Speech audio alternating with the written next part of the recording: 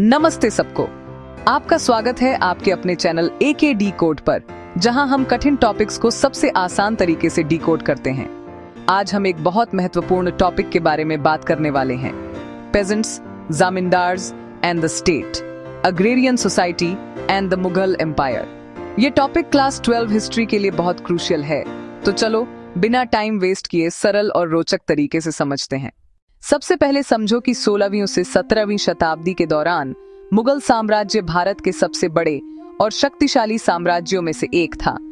उस समय भारत की अर्थव्यवस्था मुख्य रूप से कृषि आधारित थी, मतलब लोगों की आय और जीवन का मुख्य स्रोत खेती-बाड़ी, कृषि था। लोग ग्रामीण क्षेत्रों में रहते थे और भूमि ही उनका मुख्य संसाधन था। यहाँ 3 मुख्य किरदार थे: पेजेंट्स किसान, जमींदार्स भूमि नियंत्रक, द स्टेट मुगल सरकार। अब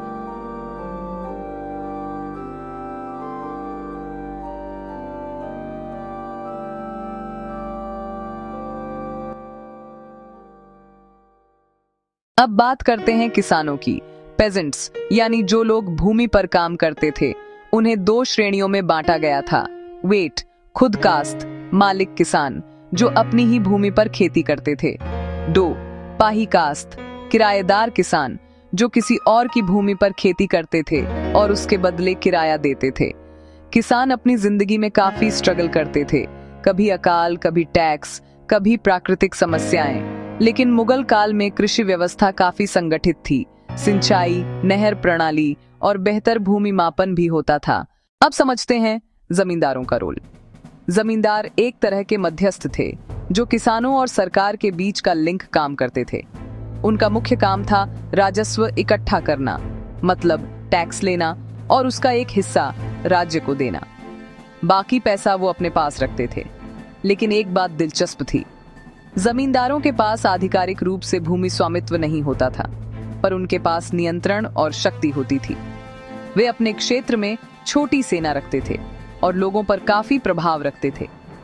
कभी कभी जमींदार मुगल साम्राज्य के खिलाफ भी विद्रोह कर देते थे अगर टैक्स ज्यादा लगता था या उन्हें अन्याय लगता था। अब मुगल राज्य के बारे में बात करते हैं। सम्राट और उसका प्रशासन पूरे साम्राज्य का भूमि राजस्व व्यवस्था संभालता था। सबसे प्रसिद्ध व्यवस्था थी N.A. अकबरी और तोडरमल का बंदोबस्त सिस्टम। अकबर के वित्त मंत्री राजा तोडरमल ने भूमि मापन, उत्पादकता और राजस्व संग्रह का एक व्यवस्थित तरीका बनाया था, जिसे जब्ती सिस्टम कहते हैं। इसमें भूमि को मापा जाता था और फसल के हिसाब से राजस्व तय होता था, जैसे गेहूं, चावल, गन्ना आदि। ये व्यवस्था मुगल प्रशासन को स्थिर बनाती थी और राज्य को पैसा मिलता था सेना और कल्याण के लिए। अब देखो, सब कुछ परफेक्ट नहीं था। कई बार किसानों और जमींदारों के बीच संघर्ष होते थे। कभी किसानों पर टैक्स का दबाव ज्यादा होता था, कभी जमींदार अपनी शक्ति बढ़ा लेते थे।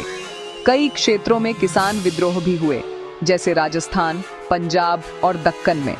यह दर्शाता है कि कृषि व्यवस्था मजबूत तो थी, लेकिन पूरी तरह निष्पक्ष नहीं। अब सवाल आता है, इतिहासकारों को यह सब कैसे पता चला? उन्होंने मुगल काल के दस्तावेज पढ़े, जैसे N.A. अकबरी, अबुल फजल द्वारा लिखा गया राजस्व रिकॉर्ड फरमान, राजकीय आदेश, यात्रियों के विवरण जैसे बर्नियर और टैवर्नियर के लिखे हुए जर्नल। इन सब से हमें मुगल काल के ग्रामीण जीवन और अर्थव्यवस्था के बारे में विस्तृत ज्ञान मिलता है। चलो एक क्विक रिकैप कर लेते हैं। मुगल अर्थव्यवस्था मुख्य रूप से कृषि आधारित थी। किसान भूमि पर काम करते थे, खुद कास्त और पाही कास्त दोनों। जमींदार राजस्व संग्राहक थे, उनका स्थानीय पावर सिस्टम मजबूत था। मुगल राज्य ने जब्ती सिस्टम इंट्रोड्यूस किया सही टैक्स संग्रह के लिए। संघर्ष और विद्रोह भी हुए हाई टैक्स के कारण। सोर्स जैसे N.A. अकबरी ने हमें पूरी जानकारी दी। बस दोस्तों, इतना ही था आज के वीडियो में। अब आपको मुगल साम्राज्य के कृषि व्यवस्था, किसानों और जमींदारों के रोल के बारे में स्पष्ट समझ मिल गई होगी। अगर वीडियो हेल्पफुल लगा हो तो लाइक करो, शेयर करो अपने क्लासमेट्स के साथ और कमेंट करो कि नेक्स्ट टॉपिक कौन सा डिकोड करूं। मैं हूं आलोक फ्रॉम एके डी कोड। मिलते हैं नेक्स्ट वीडियो में एक और इंटरेस्टिंग टॉपिक के साथ। Till then, keep learning, keep decoding.